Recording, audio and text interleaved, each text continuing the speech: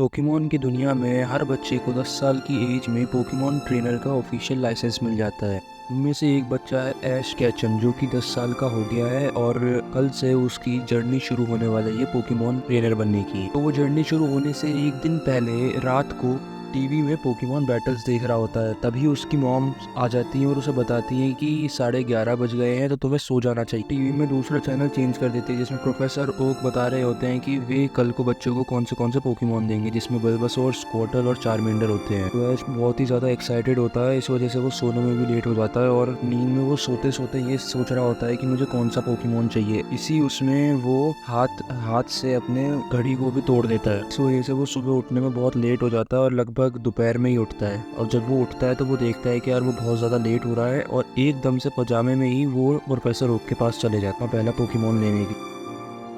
जैसे ही ऐश professor okay की lab के सामने पहुंचता है, वहाँ पे देखता है कि बहुत ज़्यादा भीड़ है और जैसे ही वो भीड़ क्रॉस करके आगे निकलता है वैसे ही वो उसकी टक्कर हो जाती है गैरी से, जो कि प्रोफेसर ओक का ग्रैंडसन। और फिर गैरी उसे टॉन्ट मारता है कि देखो मेरा पहला पोकेमॉन तुमसे पहले आ गया है और तुम उठने में भी लेट हो गए हो और मैं तुमसे पहले जर्नी के लिए निकल रहा हूँ। फिर ऐश गैरी से पूछता है कि तुम्हें कौन सा पोकेमॉन मिला है, मेरे को दिखाओ, लेकिन गैरी उसे मना कर देता है दिखाने के लिए और अपनी फैन गर्ल्स के साथ गाड़ी में बैठ के आगे चले जाता है जर्नी के। तभी जब भीड़ छट रही होती है तो एकदम से प्रोफेसर ओक आके बोलते हैं ऐश को, क्या तुम्हें टाइम मिल गया आने का? ऐश कहता है कि मैं रात को सोने में थोड़ा सा लेट हो गया और सुबह उठने में भी मेरे को थोड़ा सा लेट हो गया, तो इस वजह से मैं जल्दी नहीं आ पाया। तो प्रोफेसर ओक आप मेरे को पोकेमॉन दे दीजिए।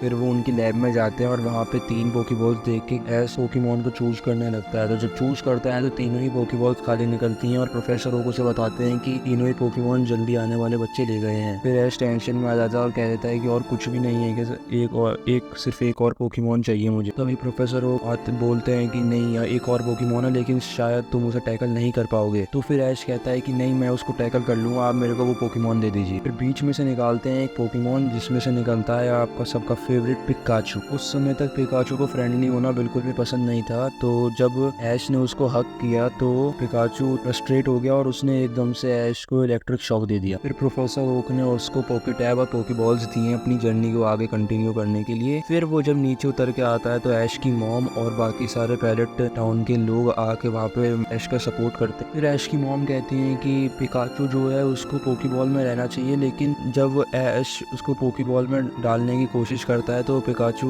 उसे बार बार रिटर्न कर देता है पोकेबॉल को और उसमें जाना पसंद नहीं करता है। तो इस वजह से उसकी मॉम कहती है कि अभी से इतना फ्रेंडली हो गया है ऐश के साथ। फिर ऐश अपनी जर्नी के लिए निकल जाता है। तो वो जब जर्नी पे जा रहा होता है तो वो रबर ग्लव्स पहनता है और उसके साथ ही, क्योंकि पिकाचू क्या है, क्योंकि फ्रेंडली होना उसे पसंद नहीं है तो कभी भी उसको इलेक्ट्रिक शॉक दे सकता है, इसलिए उससे बचने के लिए ऐश जो है पिंक कलर के रबर ग्लव्स पहनता है, जो कि आइडिया उसको प्रोफेसर ओक ने ही दिया था। और उसको रस्सी में बांध के आगे अपनी जर्नी के साथ लेके जा रहा होता है, क्योंकि उसे जाना बिल्कुल भी पसंद नहीं था ऐश के साथ। तो जब ऐसा हो रहा होता है तो रास्ते में ऐश को एक पिजी मिलता है। वो उसको पकड़ने की ट्राई करता है पोकेबॉल से, क्योंकि पिकाचू ने फाइट करने के लिए मना कर दिया था और वो पेड़ के ऊपर जाके चढ़ गया था और वहां से बैठ के मजे ले रहा था। तो ऐश जब पोकेबॉल फेंक के पिजी को पकड़ने की कोशिश करता है तो पिजी पोकेबॉल से बाहर आ जाता है और आगे भाग जाता है। उस समय तक भी ऐश को ये पता नहीं था कि सब पोकेमॉन को पकड़ने के लिए पहले उनको डैमेज देके वीक करना पड़ता है, जो कि एक बेसिक सी बात। तो फिर पिकाचू ऐश को देख के बहुत ज्यादा हंसता है और उसका मजाक बनाता है। तो फिर ऐश कहता है कि देखना तुम, मैं ऐसे पिजी को अकेले ही पकड़ लूंगा।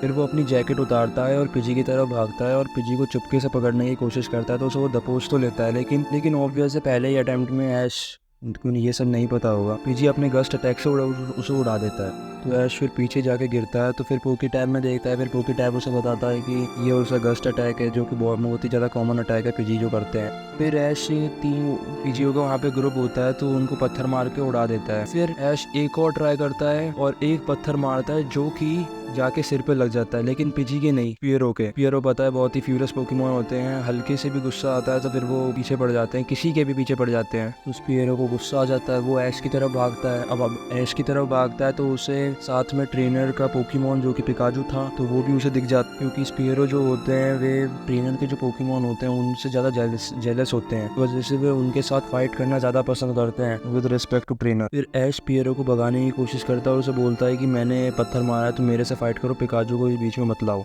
तभी स्पेरो जो होता है वो अपने ग्रुप को कॉल करता है और वहाँ से बहुत सारे स्पेरो, मतलब आप गिन भी नहीं सकते इतने सारे स्पेरो एक साथ आ जाते हैं और फिर ऐश और पिकाचू पे अटैक कर रहे होते हैं। तभी ऐश और पिकाचू भागते हैं उनसे बचने के लिए, तो वहाँ पे आ जाता है खाई। उस खाई में से कूद जाते हैं और वहाँ से गिरते हैं पानी के अंदर। पानी के अंदर गिरते हैं तो वहाँ पे एक लड़की बैठी होती है जिसको हम सब जानते ही हैं, कॉमन सी मिस्टी, जो कि बहुत फेमस है पोकेमॉन सीरीज में। वो क्या करती है कि वो फिशिंग कर रही होती है नदी के पास बैठ के, तो वो हुक डालती है, हुक में ऐश फंस जाता है तो वो ऐश को ही खींच लेती है, ये समझ के कि उसने बहुत बड़ी मछली पकड़। फिर ऐश मिस्टी से उसकी साइकिल मांग के जाने लगता है पोकेमॉन सेंटर, जो कि मिस्टी ने ही ऐश को बताया था कि ऐसी जगह होती है जहाँ पे पोकेमॉन्स को हील किया जाता है। तो वो उसकी साइकिल लेके जाने लग रहा होता है, तो मिस्टी कहती है कि मेरी साइकिल क्यों लेके जा रहे हो, तो ऐश कहता है कि मैं तुम्हें बाद में इसे वापस लौटा दूंगा।